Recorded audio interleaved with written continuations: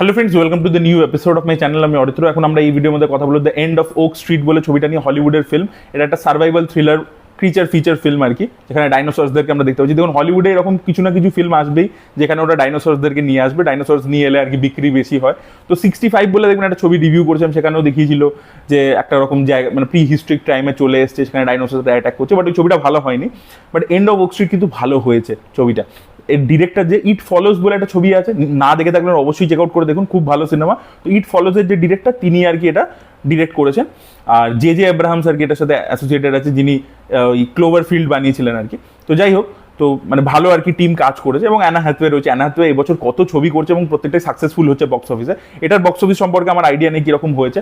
Devil ওয়েয়ার্স Prada তো হয়েছে, Odyssey তো হয়েছে। তো যাই হোক, অ্যানা হ্যাথওয়ের এই বছর প্রচুর ছবি রয়েছে। তো এই ছবিটাতে যেটা আমার ভালো লেগেছে, যে আমরা স্টিভেন স্পিলবার্গের ছবি দেখে প্রথম ডাইনোসরদেরকে দেখেছি, মানে আমি জুরাসিক পার্কের কথা বলছি। এবার সেখানে দেখবেন একটা অ্যান্টিসিপেশন বিল্ডিং ছিল। এই যে প্রথমবার গাড়ির ওপর যখন টিরেক্স অ্যাটাক করছে, তার যে বিল্ড আপটা দিয়েছিল স্পিলবার্গ, যেভাবে টেনশনটা তৈরি করছে, গ্লাস জলের মধ্যে এরকম বাবলস তৈরি হচ্ছে, এরকম ওয়েভস তৈরি হচ্ছে, তারপরে ডাইনোসরটা আসছে, আগে সাউন্ডটা দিয়েছে, আগে অ্যান্টিসিপেশন তৈরি করেছে, তারপরে ডাইনোসরকে দেখিয়েছে।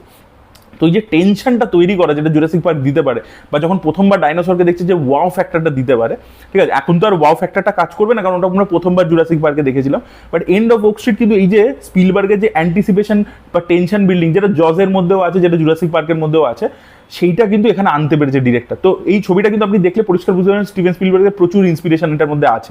ডাইনোসরকে যেভাবে দেখাচ্ছে বা যেভাবে আনছে, ঠিক আছে, যেভাবে বিল্ড করছে, ইভেন গল্পটাকে ওটা সেটও করেছে 80s এর ব্যাকড্রপে। তো মানে 80s একটা পার্টিকুলার, মানে গল্পটা যদি এক লাইনে বলি, একটা পার্টিকুলার নেবারহুড আছে, সেখানে হঠাৎ করে একটা রাত্রির একটা ঘটনা ঘটছে, সেখান থেকে ওই পুরো নেবারহুডটা ট্রান্সপোর্ট হয়ে চলে গেছে এটা প্রি হিস্টোরিক টাইমে, যেখানে ডাইনোসরসরা আছে। এবার সেখানে ভলক্যানো আসছে, অনেক কিছু আসছে, পরপর ক্রিচার অ্যাটাক হচ্ছে। এবার তার মধ্যে একটা সার্ভাইভাল হরার কিছু জায়গায় ট্রিটমেন্ট আছে, এরকমভাবে একটা ফ্যামিলিকে বাঁচতে হবে। তো এটা ওই যেটা বললাম স্পিলবার্গের জোনে। তো স্পিলবার্গ কি করে দেখবেন, এই ধরনের ক্রিচার ফিল্মেও ক্যারেক্টারদের উপর ইম্পর্টেন্স দেয়, যে ফ্যামিলিটার মধ্যে, ফ্যামিলি হোক বা যে যে লোকগুলোকে আমরা স্ক্রিনে দেখতে পাচ্ছি, তাদের সাথে যদি আমরা কানেক্ট করি, তাদের জন্য যদি আমরা রুট করতে শুরু করি, তাহলে আমরা ওই টেনশনটা ফিল করতে পারবো।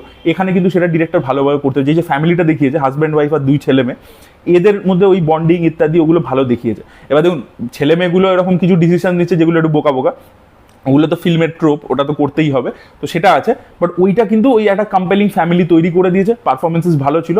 তো যেহেতু ফ্যামিলি স্টোরিটা ওয়ার্ক করছে, এবার আমরা আমাদের ওদের জন্য রুট করছি। এবং তার সাথে যেটা বললাম, যে প্রথমেই ডাইনোসরকে দেখাচ্ছে না, প্রথমে দেখা যাচ্ছে জঙ্গলের মধ্যে দিয়ে বেরিয়ে গেল, একটা ল্যাজ দেখতে পেলাম, এরকমভাবে টেনশনটা বিল্ড করছে, ঠিক আছে। তো সেইটা খুব ভালো করছে, হরার যে ট্রিটমেন্টটা নিয়েছে সেটা বেশ ভালো।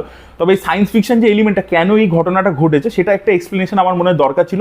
খুব পাসিং ওয়েতে ব্যাপারটাকে বলেছে, ডিটেলে এক্সপ্লেন করেনি। তবে আমার মনে হয় যেভাবে এন্ড করেছে ছবিটাকে, একটা সিকুয়েলের পসিবিলিটি আছে। এই ছবিটা যদি বক্স অফিসে বড়সড় হিট হয়, তাহলে অবশ্যই তারা সিকুয়েল ইত্যাদি বানাবে, এবং তখন হয়তো আমরা অন্য কিছু দেখতে পাবো। দেখা যাক সেটা পরবর্তীকালে কি হয়। তবে ওইটা এক্সপ্লেনেশনটা অত ভালো করে দেয়নি।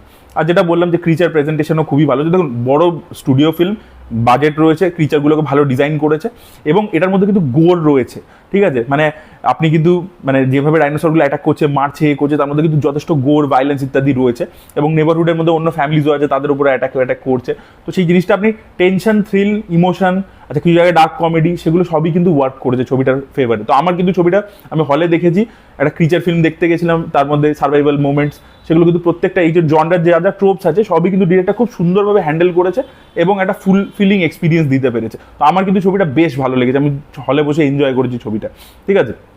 ছবিটার মধ্যে অনেকের মনে হতে পারে যে প্রথম দিকটা একটু বিল্ড আপটা বেশি আছে, মানে অ্যান্টিসিপেশন পিরিয়ডটা একটু বেশি, কিন্তু সেটা দিয়েছে বলেই পরের জিনিসটা দেখতে বেশি মজা লেগেছে। তো আমার কিন্তু বেশ ভালো লেগেছে ছবিটা, আমি তো হাইলি রেকমেন্ড করবো। যারা দেখে ফেলেছেন তাদের কি ওপিনিয়ন অবশ্যই জানাবে। আর যারা দেখবেন ভাবছেন কোনো একটা ভালো ডাইনোসর ওরিয়েন্টেড ফিল্ম, তো অনেকদিন পরে একটা ভালো ডাইনোসর ওরিয়েন্টেড ফিল্ম এলো।